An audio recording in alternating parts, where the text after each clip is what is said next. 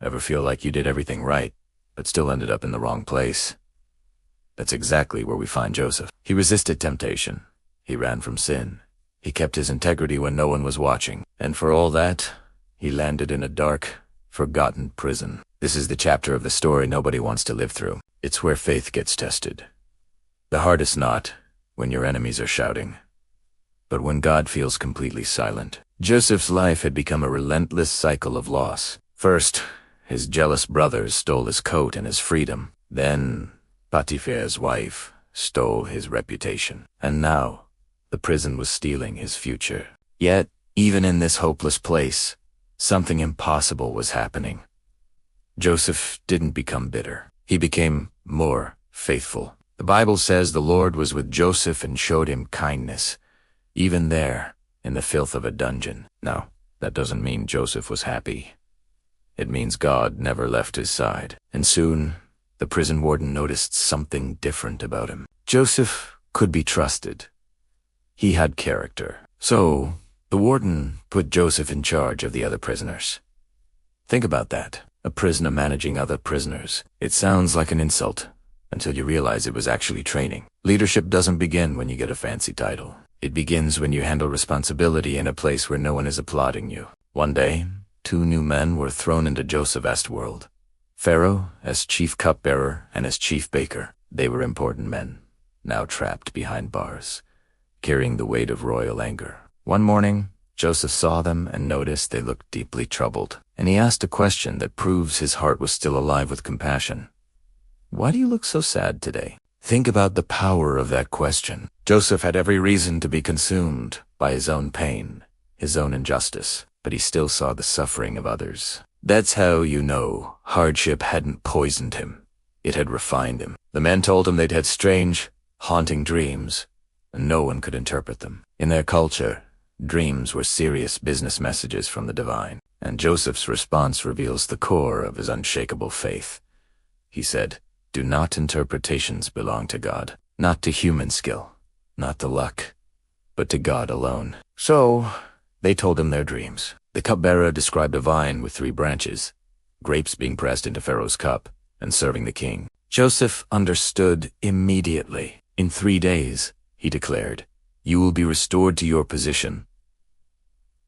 Hope entered that dark cell like a ray of sunlight. Then, the baker stepped forward, desperate for the same good news. He shared his dream of 3 baskets of bread on his head, with birds eating from the top basket. Joseph's face fell. The truth was hard, but he spoke it anyway. "In 3 days," he said, "Pharaoh will have you executed. 1 divine source, 2 very different destinies," and everything happened exactly as Joseph had said. 3 days later, the cupbearer was restored to his post, and the baker was put to death. Imagine the surge of hope Joseph must have felt. This was it. Proof. A direct connection to Pharaoh. His way out. He turned to the cupbearer with one simple, desperate request. "Remember me. When you stand before Pharaoh, tell him about me. Get me out of this place." He wasn't asking for a reward. He was asking for justice.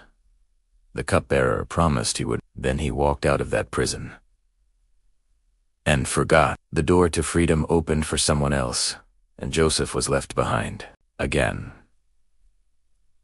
Days turned into weeks, weeks into months. 2 full years of silence. This is the moment that breaks people. Disappointment is painful, but being forgotten is crushing. Joseph had helped someone escape, and in return, he got nothing. If Joseph had decided to give up on God in that moment, who could blame him? But the story doesn't say Joseph quit. It says God stayed with him. Because here is the most important lesson. Being forgotten by people does not mean you are forgotten by God. That prison wasn't Joseph's punishment. It was his preparation. In that silent season, he learned leadership under extreme pressure. He learned patience without answers. He learned to speak truth without fear of the consequences. He learned that his God-given gifts weren't for his own applause, but for his divine assignment. If you're in a season like that right now, where you did the right thing and still ended up stuck, where it feels like you've been forgotten, this story is for you. Your season of silence is not a season of being sidelined. God is often working the most when we can see the least. People may forget you.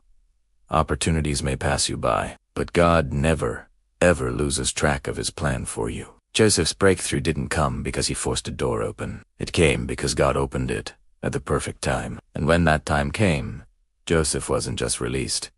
He was ready. Thanks for watching. If this story encouraged you, please like and subscribe for more.